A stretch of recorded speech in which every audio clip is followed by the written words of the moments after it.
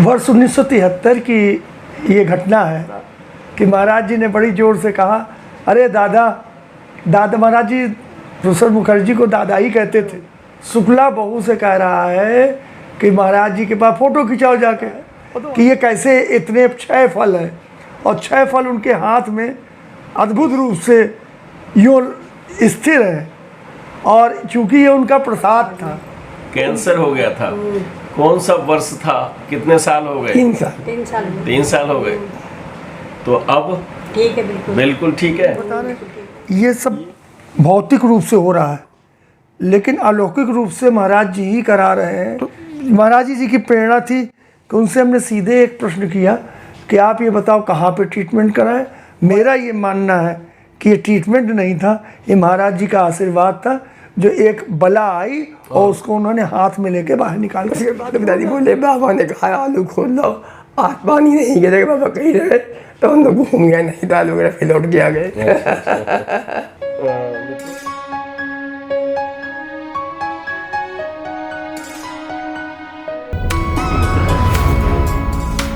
ये एक मैं आपको दिखा रहा हूँ चित्र, और इस चित्र में ये जो लड़का दिखाई पड़ रहा है, इनसे संबंधित है एक कहानी।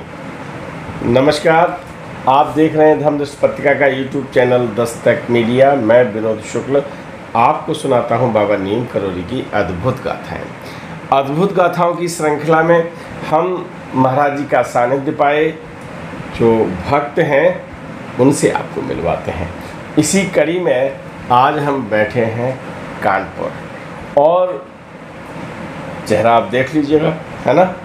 आप कहोगे शुक्ला हो और शुक्ला लोगों में ही बैठे हो। तो ये परिवार है पूज्य श्री जगन्नाथ शुक्ल एडवोकेट का। मैं बात कर रहा था इस चित्र की, और इस चित्र में ये भैया हैं, इनका नाम है चंद्र कुमार शुक्ला। भैया खुद बता रहे हैं क्योंकि ये चित्र आपका ही है। तो इस चित्र को किस तरह से, क्योंकि महाराज जी चित्र खिंचवाते नहीं थे और कभी कभी बुला के खिंचवा लेते थे, तो इस चित्र की क्या कहानी है आप सुनिए आपके छोटे भाई श्री अजित शुक्ल एडवोकेट से। वर्ष 1973 की ये घटना है, और वर्ष 1973 में जुलाई माह की घटना है। इस घटनाक्रम में जब पिताजी ने माताजी से, हमारी और ये बड़े वाले भाई साहब दोनों लोग थे, इनसे उन्होंने कहा तुम महाराज जी के पास पहुंच जाओ, मैं चित्र ले लूँ यहाँ से। भीड़ काफ़ी थी। जैसे ही महाराज जी के पास ये जाने लगे तो प्रोफेसर सुधीर मुखर्जी दादा जो थे, तो वो व्यवस्था संभाल रहे थे। तो व्यवस्था के दौरान जो है अव्यवस्था सी न हो जाए आगे पीछे के, तो उन्होंने कुछ कहा कि ज़रा सा, तो जब पूरा वो बोल भी नहीं पाए, केवल उनका मुंह ही खुला था, कि महाराज जी ने बड़ी जोर से कहा, अरे दादा। महाराज जी प्रोफेसर मुखर्जी को दादा ही कहते थे, और चूँकि वो प्रोफेसर थे इलाहाबाद यूनिवर्सिटी में, तो कभी कभी मजाक में कहते थे कि दादा, लड़कों के साथ रहते रहते तेरी लड़क बुद्धि हो गई। और बोले, दादा तुम क्या कर रहे हो? शुक्ला बहू से कह रहा है कि महाराज जी के पास फ़ोटो खिंचाओ जाके, और तुम हल्ला मचा रहे हो, आओ बहू तुमको प्रसाद देते, इधर आओ। और उस समय विलक्षण रूप से ये अपना हाथ आप ध्यान से देखिए, इनकी हथेली ऐसी नहीं है सीधी, ये फल जो हैं ये हथेली में चिपके हुए हैं। किस गुरुत्वाकर्षण की शक्ति से ये स्थिर है ये नहीं समझ पाता है। ये तो अब चित्र देखने पे समझ में आता है कि ये कैसे इतने 6 फल हैं, और 6 फल उनके हाथ में अद्भुत रूप से यूँ स्थिर है। और चूँकि ये उनका प्रसाद था, तो उनके प्रसाद, उनका महाराज जी का जो मुख्य आशीर्वाद था, और जो कहते थे कि मेरा सर्वदा आशीर्वाद जिसको कहते थे, उसको प्रसाद कहते थे। प्रसाद लो, प्रसाद ग्रहण करो, प्रसाद मांग के लो। तो वो प्रसाद, ये अद्भुत प्रसाद बाद में हम लोगों ने देखा। और एक और आपसे बात मैं साझा करना चाहूँगा कि वर्ष जुलाई 1973 का ये चित्र है, और सितंबर 1973 में महाराज जी ने ये 2 महीने पूर्व का ये चित्र है, और बड़ी कृपा थी कि वो ये चित्र देना चाहते थे। और चित्र जैसा अभी विनोद जी कह रहे थे, चर्चा कर रहे थे कि कहो चित्र खींचने ही न दें और कहो बुला के खिंचवा लें। तो ये अद्भुत कृपा हमारे परिवार पे हुई। ये चित्र उस घटना का साक्षी है। इस चित्र की कहानी यानी दादा के मुखारबिंद से आपने सुनी। मैं आपको बार बार इसलिए दिखा रहा हूँ, ये चित्र वैसे नेट पे भी उपलब्ध है और जगह भी है, लेकिन ये पता नहीं है कि ये बालक कौन है। सुधीर दादा हैं, ये इनकी माँ हैं। तो महाराज जी को तो सब पहचानते हैं, है ना, दादा को भी लोग जानते हैं, लेकिन ये नहीं जान पाते कि बालक कौन है। तो इनकी कैसी रही जीवन यात्रा, उनकी जीवन संगिनी यानी पूज्य भाभी माँ। शुभ नाम क्या है आपका? पुष्पलता शुक्ला। हाँ। अब क्या उम्र होगी आपकी अभी? मेरी उम्र इस समय 73 है। 73।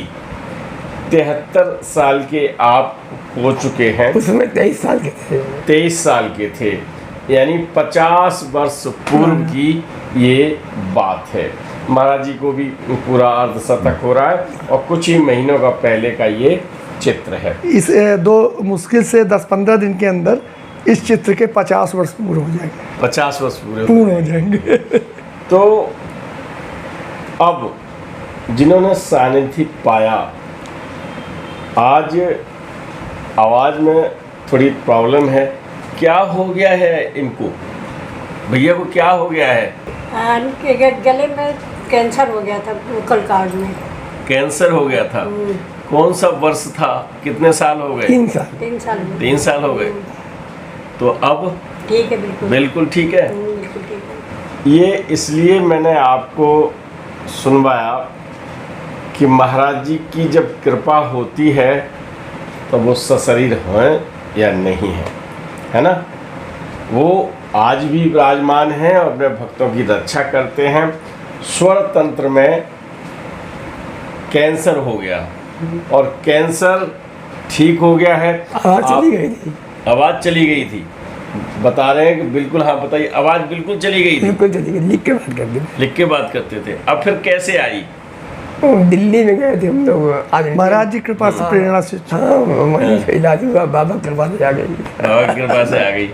अब रात हल्की सी है, लेकिन कभी गड़बड़ होती सही था। अच्छा, क्या करते थे पहले आप? पहले हम एक सरकारी प्रबंध प्रशिक्षण केंद्र हेवरा इटावा में प्रिंसिपल था। हैवरा सरकारी आप प्रबंध जानते हैं इटावा में है, और सैफई और हैवरा मिला जुला सा है ना। तो इटावा जनपद में आप सर्विस करते थे, वहाँ पोस्टिंग थी आपकी। प्रिंसिपल था। प्रशिक्षण केंद्र में प्रिंसिपल थे। प्रशिक्षण केंद्र में, सहकारी प्रशिक्षण केंद्र में प्रिंसिपल थे। से अवकाश प्राप्त किया। 20 साल है। 20 साल वहीं रिटायर हुए हो। तो पूरा जीवन पूरी तरह से सही सेटल गया, लेकिन जब आराम की बेला थी और ज़्यादा काम करने की, घर के लिए ना, आदमी जब सेवानिवृत्त होता है तो एक नौकरी बंद होती है, घर की नौकरी चालू हो जाती है ना। तो उसमें व्यवधान आए हम, क्योंकि बोलने में थोड़ी सी तकलीफ है, बोल रहे हैं, लेकिन एक घटना मैं आपको सुनवाना चाहूँगा उन्हीं के मुखारबिंद से। भाभी पहले ये बताओ कि डॉक्टर इनके दर्द हुआ, कहाँ दिखाने गए थे? नहीं, दर्द नहीं हुआ, दिखाया कानपुर में था। अच्छा, कानपुर में दिखाया तो उन्होंने देखा, तो उन्होंने कहा कि हमें कुछ लग रहा है, इसके कैंसर के आसार है। ऐसा था कि एक महाराज जी जब कृपा करते थे तो जो आगे वाली विपत्ति होती थी, उस विपत्ति को कैसे करते थे, मैं 2 शब्दों में आपसे बयान करना चाहूँगा। जी जी जी जी। मेरा छोटा लड़का दिल्ली से आया, वो दिल्ली सुप्रीम कोर्ट में प्रैक्टिस करता है जी।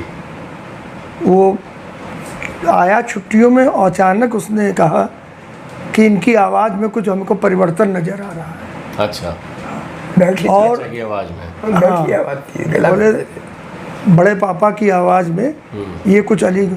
तो कभी कभी एक प्रॉब्लम रहती है कि कफ वगैरह की प्रॉब्लम रहती है, तो इनको अक्सर हो जाती थी जी। तो बेटे ने कहा कि इनकी आवाज़ में कुछ हमें परिवर्तन नज़र आ रहा है और ये तुरंत चलिए। तो ENT के एक्सपर्ट हैं, यहाँ डॉक्टर थे, उनके यहाँ तुरंत लेकर के ये गए। उन्होंने देखा, देखने के बाद उन्होंने, जैसे अब आपको ये बता रहे, ये सब भौतिक रूप से हो रहा है, लेकिन अलौकिक रूप से महाराज जी ही करा रहे हैं कि वहाँ से आने के बाद कि कहना कि आवाज़ में कुछ परिवर्तन है, हम लोगों को कहना है तो इनकी सामान्य प्रक्रिया है। उन्होंने देखने के बाद कहा कि हमको कुछ समथिंग इज़ रॉन्ग देयर, कुछ गड़बड़ लग रहा है। मैं दवा दे रहा हूँ, 1 हफ्ते की दवा दे रहा हूँ, और उसके बाद आइए। फिर मैं, हमारे लिए उन्होंने कहा कि उनको भेजिएगा। तो जब मैं 1 हफ्ते बाद गया तो उन्होंने कहा आपको क्या महसूस हो रहा है, आवाज़ क्लियर हुई है? हमने कहा हाँ, आवाज़ तो काफ़ी क्लियर हो गई। बोले क्लियर तो हो गई है, लेकिन एक चीज़ आपसे कहना चाहता हूँ कि जो मैं इसमें देख रहा हूँ ये हमको कुछ डाउट कर रहा है, और हम ये कह सकते थे कि आप आवाज़ क्लियर हो गई तो ठीक है, आप भी कहते हैं मैं फ़ायदा हो रहा है, तो इसको आप ट्रीटमेंट कराइए। तो महाराज जी की प्रेरणा थी कि उनसे हमने सीधे एक प्रश्न किया कि आप ये बताओ कहाँ पे ट्रीटमेंट कराएं। बायोप्सी नहीं हुई थी कि क्या बीमारी है इसकी। जी। उन्होंने कहा जहाँ से आप ट्रीटमेंट अगर कानपुर के बाहर कराएं, और हो सके तो दिल्ली में या राजीव गांधी इंस्टीट्यूट में या मुंबई में टाटा में कराएं, तो वहीं पे बायोप्सी कराएं कि यह है क्या। जी। तो बस ईश्वर उनकी प्रेरणा से 1 हफ्ते के अंदर, 3-4 दिन के अंदर दिल्ली गए, उन्होंने जांच की। जांच के बाद उन्होंने बहुत अजीब बात बताई कि जितनी निगेटिव आया, फिर दोबारा की उन्होंने कि ऑपरेट करके बायोप्सी करें। तो जब ऑपरेट करके बायोप्सी की तो एक जगह पे बिल्कुल जरा सी जगह थी, लेकिन इतना ज़्यादा वहाँ पे था, कंसंट्रेट थी वो, मतलब वो थी कि वो आप कल्पना नहीं कर सकते। तो उन्होंने कहा कि देखिए तो वोकल कार्ड के ऊपर है, आवाज़ वगैरह चली जाएगी, और आगे के स्टेज पे वोकल कार्ड भी निकालना पड़ सकता है। अच्छा। हाँ, तो लेकिन उन्होंने कहा जैसा उन्होंने राय दी, पूरा ट्रीटमेंट कराया, दिल्ली में ही पूरा रहे 1.5 महीने, और जा कर के ट्रीटमेंट, और उन्होंने बिल्कुल ठीक करके भेजा। और उसके बाद आप ये देखिए, इत्तेफाक एक और बताना चाहता हूँ कि ये दीपावली के पहले 19 की घटना है, और उसके बाद 2 बार ट्रीटमेंट, उसी बाद कोरोना का हमला हुआ और सब हुआ, लेकिन इनका ट्रीटमेंट सब 100% सक्सेस हुआ। मेरा ये मानना है कि ये ट्रीटमेंट नहीं था, ये महाराज जी का आशीर्वाद था, जो एक बला आई और उसको उन्होंने हाथ में लेके बाहर निकाल। उसके बाद कोरोना है, उसके बाद कोरोना आ गया। नहीं तो दिवाली, हाँ दिवाली में हम आए, हाँ दिवाली हम आए, उसके बाद कोरोना आ गया। 19 की बात है, 19 की बात है। और नवंबर, तो हम लोग इनको बचा के रखते थे, पास कम ज़्यादा कोरोना फैला, ऐसा ना कुछ इनको। लेकिन ये देखिए, अगर 2 महीने भी अगर हम लोग लेट कर देते तो क्या ट्रीटमेंट होता, वहाँ कौन देख पाता। लेकिन मेरा ये मानना है कि जो कुछ होता गया सब वही कराते रहे, और ऐसी घटनाएं हुई। अभी मैं आपसे जब शेयर करूंगा कि आप ये महसूस करेंगे जैसे मैं महसूस कर रहा हूँ। इस जगह पे भी अगर महाराज जी का स्मरण करेंगे, आप विनोद जी जो कार्य कर रहे हैं वो एक अद्भुत कार्य है। कि हमारे पिताजी का ये मानना था, महाराज जी के मानता था, माँ कहते थे कि जितनी चर्चा करोगे वहाँ मैं सुनने जरूर आता हूँ, तो सुनूंगा जरूर। यहाँ भी मैं उनकी कहीं ना कहीं अलौकिक उपस्थिति महसूस कर रहा हूँ। अच्छा, एक घटना आप सुना दीजिएगा कि जब आप मेन हॉल में गिरे थे तो बचे कैसे, आप सुनाइए थोड़ा सा। मैं नौकरी कर रहा था उसमें जी, और रिटायरमेंट के 2 साल पहले की बात है। मैं दर्शन करते हुए आता था मंदिर के, किनके बीच जो मंदिर रास्ते पड़ते थे जी, तो वहाँ पे यही पास में सवाई सिंह आता में संतोषी माता का मंदिर है, वहाँ हम शिव जी के दर्शन कर रहे थे। अच्छा। अब बगल में हॉल बाकी तरह खुला हुआ था, हमको नहीं मालूम पड़ा कि हम एकदम से बैग समेत, बैग मेरे कंधे में था, मैं एकदम से कहीं गया नीचे, और हमको मालूम पड़े थे किसी ने मुझे उछाल के ऊपर खड़ा कर दिया, और हम फिर वही खड़े। अच्छा। लेकिन ये मेरा पेट तो फैल गया था। उस समय कुछ नहीं हुआ। उस 2 साल मैंने नौकरी पूरी की, नौकरी के ख़त्म हो, रिटायरमेंट के 2 साल पेमेंट ले लिए। रिटायरमेंट के 2 साल बाद ये डॉक्टर प्रसाद को भैया ले गए तो देखने, तो वो भैया बताएंगे दर्द हुआ था। हाँ, दर्द हुआ, स्पाइन में था।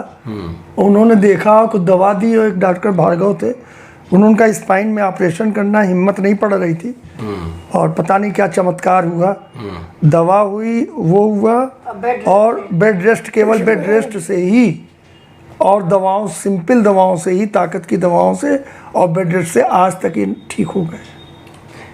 नीचे बैठते हुए थे 3 महीने। 3 महीने। बाबा के पास हम लोग गए थे 78 में, जून में, जी जब गए चित्र आए। जी 78 नहीं, 73। 73 तो बाबा ने जो है वो पिताजी के साथ हम गए थे। तो उस समय अली अकबर खान गवर्नर थे यूपी के। अकबर अली खान। हाँ, अकबर अली खान, वो आए थे बाबा दर्शन करने। बाबा आए से गए, देखो आज कौन आया था? बोले यूपी गवर्नर। गवर्नर नहीं, राजा। और उसमें कमलापति त्रिपाठी मुख्यमंत्री थे। अच्छा। और उसी के दूसरे दिन जो है राष्ट्रपति शासन लागू हो गया। लागू हो गया। तो इस तरह से बाबा जो है संदेश का इतनी हल्की चीज होती थी। पिताजी से कहे कि वो ऐसा है कि बहू को घुमाए, लड़कों को यहीं पढ़ा मेरे पास। तो बाबूजी बोले कि पानी बहुत गिर रहा था उधर। एक दिन जो है बाबा ने कहा आलू खोद लो, वहाँ खेती आलू थी। तो पिताजी बोले, बाबा ने कहा आलू खोद लो, आज पानी नहीं गिरेगा। बाबा कहीं रहे तो हम लोग घूम गए, नहीं तो आलू वगैरह फिर लौट के आ गए।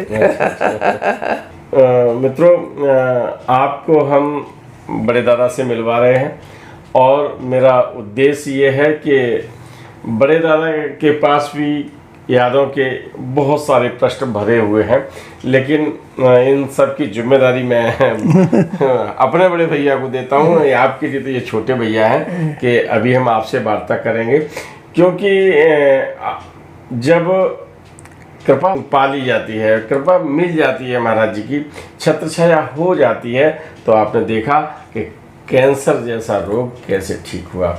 और आपकी अर्धांगिनी पास में मैंने इसलिए बिठाया कि इन सब कहानियों की साक्षी हैं आप इनको सुनाते हैं, और बीच में कोई बातें होती हैं और अगर गड़बड़ होता है, जैसे आपने वर्ष 1978 कहा तो सब लोग बोल पड़े 1972 है ना। तो ये सब चीज़ें हैं। आज हमने आपको रेस्ट से में मतलब जो आराम कर रहे थे उसमें भी व्यवधान कर दिया, लेकिन सच में ये कि ये जो व्यवधान हम पहुंचाते रहते हैं महाराज जी के भक्तों की प्रेरणा से। तो आज हम लेते हैं विदा, फिर नई गाथाओं के साथ, इस परिवार की नई गाथाओं के साथ फिर मिलते हैं। राम राम। जय बाबा की। जय बाबा की।